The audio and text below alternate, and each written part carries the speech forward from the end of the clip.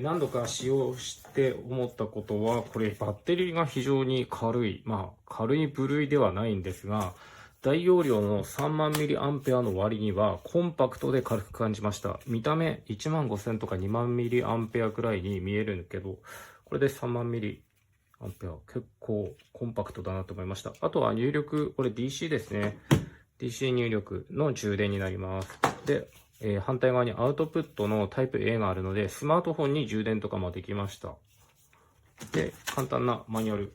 とケーブル。このケーブルも、ここ、赤黒、右左のファンのここもうちょっと長くして欲しかったなっていう気はします。けどこのケーブルだけなんか違うところで買えばいいのかなっていう気はしましたね。で、ファンが、このファンが、オレンジ色で透明なのなかなか珍しいなと思ったのと、ここがね、結構エッジが効いてるので、鋭くなってるので、これによってより空気を切り裂くように回ってくれると僕は思っています。で、4段階に風量切り替えができました。フルパワーにしてやるとかなり強力な風が入ってきましたね。電源ボタンは長押しで、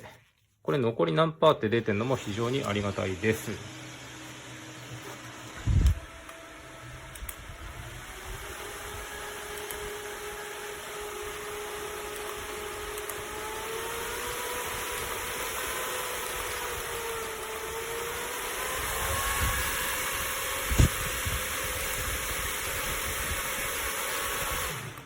ぶっちゃけそこら辺の、家庭用の扇風機と同じぐらいの風量出るんで、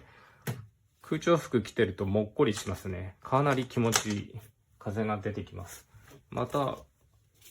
これ充電できるんで、外でなんか作業してる時とか、スマホの充電なくなった時も非常に助かってます。